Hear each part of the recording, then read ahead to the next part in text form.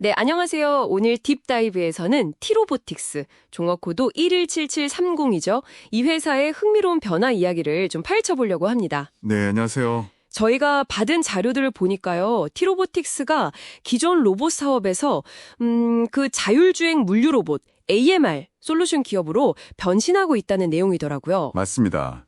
아주 중요한 전환점을 맞고 있죠. 네, 그래서 오늘 이 딥다이브의 목표는 이 변화가 정확히 어떤 내용이고 또 이게 당신에게 어떤 의미가 있을지 핵심만 딱 짚어보는 겁니다. 바로 시작해볼까요?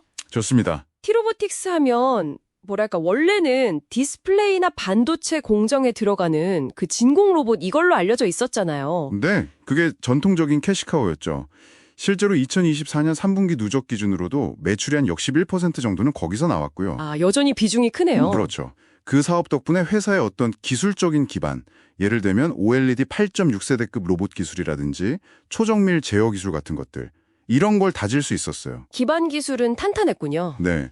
그런데 이 디스플레이 업황이라는 게 워낙 변동성이 크다 보니까 실제로 2024년에는 영업 적자도 한 70억 원 기록했거든요. 아, 적자까지. 네. 바로 이런 변동성 때문에 회사가 좀 더 안정적인 성장 동력을 찾아서 과감하게 AMR 쪽으로 방향을 튼 겁니다. 사업의 중심축을 옮긴 거죠. 그 새로운 성장 동력이 바로 2차 전지 공장이나 스마트 팩토리에 들어가는 AMR이군요. 맞습니다. 이게 벌써 2024년 3분기 누적 매출 기준으로 보면 한 35%까지 올라왔어요. 핵심 사업으로 빠르게 크고 있는 거죠. 근데 2023년에 400억 하다가 2024년에 200억으로 약간 주춤했던데요. 아, 네, 그건 맞아요. 근데 이건 그 주요 고객사인 SK온 쪽 투자가 좀 지연되면서 생긴 일시적인 현상으로 봐야 합니다. 사업 가치가 꺾였다기보다는요. 단기적인 이슈다 이 말씀이시군요. 그럼 최근 주가에 대한 기대감, 이건 구체적으로 어디서 오는 건가요? 크게 한 세 가지 정도 동력이 있는 것 같아요. 첫 번째는 뭐니 해도 SK온과의 관계죠. 그 모멘텀이 아주 중요합니다. SK온이요? 네, 2023년 4월에 SK온 미국 배터리 공장에 AMR 공급 계약을 했잖아요. 그게 한 295억 원 규모였는데 이게 2022년 전체 매출의 절반이 넘는 큰 계약이었어요. 와, 22년 매출의 52%면 정말 크네요. 그렇죠. 근데 시장이 진짜 기대하는 건 사실 그 확정된 295억 원 자체보다는요. SK온이 북미에 투자하려는 전체 계획을 봤을 때 나올 수 있는 그 후속 수주 규모입니다. 후속 수주요? 얼마나 크게 보는 건데요? 잠재적으로 거의 1조 5천억 원 규모까지도 이야기가 나오고 있어요. 물론 이건 최대치 전망이긴 합니다만. 1조 5천억, 엄청나네요. 그럼 첫 계약은 그냥 시작에 불과하다 이렇게 보는 거군요. 네, 약간 파일럿 물량, 초도 물량 성격으로 해석하는 시각이 많고요. 앞으로 다른 공장들 지을 때도 계속 이어서 수주가 나올 거다 이런 기대감이 굉장히 큰 거죠. 그렇군요. 그래서 2025년 6월에 계약이 만료되는데 그 시점 전후로 후속 수주 공시가 나오는지 이게 단기 주가에는 아주 결정적인 변수가 될 겁니다. 알겠습니다. 자, 그럼 두 번째 동력으로 넘어가 보죠. 2025년 3분기에 드디어 흑자 전환했다는 소식인데요. 영업이익이요. 네, 맞아요. 3분기에 7억 원, 누적으로 12억 원 흑자를 기록했죠. 이게 2024년 적자 이후 첫 흑자 전환이라 의미가 있습니다. 근데 여기서 제가 자료 보다가 정말 궁금했던 게 있어요. 영업이익은 12억 흑자인데 당기순이익은 126억 원 적자예요. 이 차이가 너무 큰데 이건 왜 이런 거죠? 아, 그거 정말 흥미로운 포인트입니다. 결론부터 말씀드리면 그 어마어마해 보이는 순손실은요. 실제 회사에서 돈이 나간 게 전혀 없는 그냥 회계장부상의 이슈입니다. 회계상의 문제다. 네, 전환사채, 시비 같은 것들 때문에 발생하는 파생상품 평가 손실이라는 건데요. 이게 좀 역설적인 게 SK온 수주 같은 좋은 소식 때문에 오히려 주가가 오르면서 발생한 손실이에요. 주가가 올라서 손실이 났다고요? 그게 무슨 말이죠? 그러니까 시비 투자자들이 나중에 주식으로 전환할 때 얻을 수 있는 가치가 주가 상승으로 커지잖아요. 회계기준상으로는 그 미래의 잠재적 가치는 증가분을 미리 부채로 인식하고 그만큼을 비용, 즉 손실로 처리하는 겁니다. 와, 회사가 잘 될 것 같다는 기대 때문에 오히려 장부상 손실이 커진 거네요. 정말 특이한 경우네요. 그렇죠.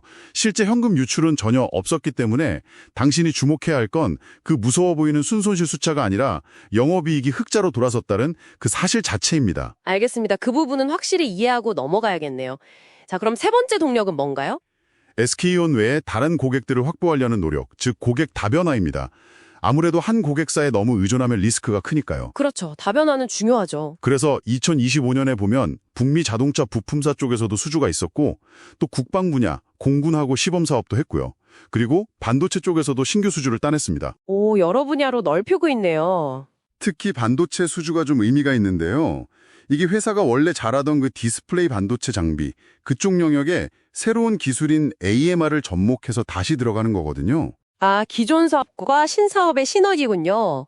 네, 어떻게 보면 회사가 공략할 수 있는 전체 시장 크기, TAM이라고 하죠. 이걸 극적으로 확장할 수 있는 그런 기회가 되는 겁니다. 그렇군요. 자, 그럼 이 모든 걸 종합해서 2026년 전망은 어떻습니까?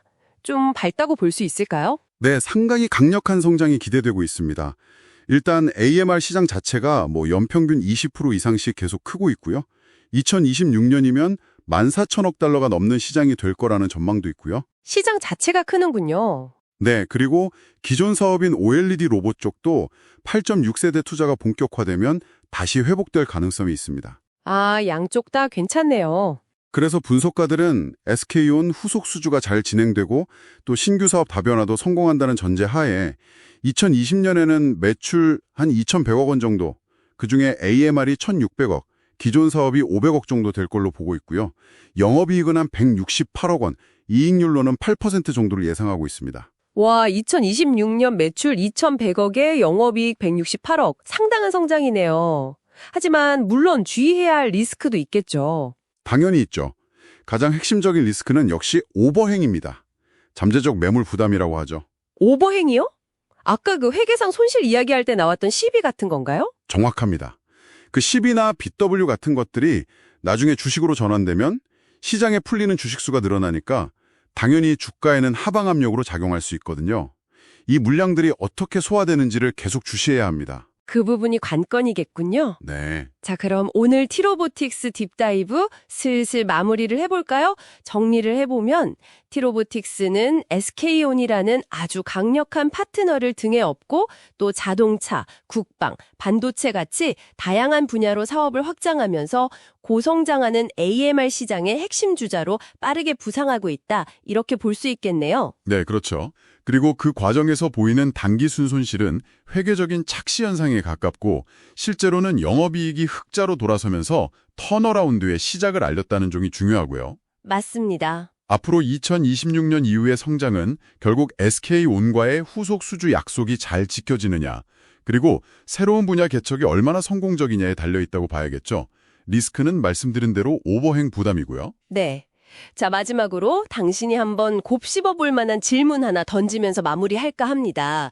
티로보틱스가 AMR 운영에 필요한 소프트웨어까지 직접 개발했다는 점, 이 점을 주목해 볼 필요가 있을 것 같아요. 아, 자체 소프트웨어 역량 말씀이시군요. 네, 이게 단순히 비용을 줄이거나 고객 맞춤형 서비스를 제공하는 수준을 넘어서서요. 앞으로 인공지능 AI랑 로봇 기술이 점점 더 깊게 융합될 거잖아요. 그렇죠. 대세죠. 그때가 되면 이 자체 소프트웨어 개발 능력이 그냥 공장 물류 자동화라는 현재의 역할을 넘어서 훨씬 더 큰 어떤 전략적인 자산, 회사의 핵심 경쟁력으로 진화할 가능성은 없을까요?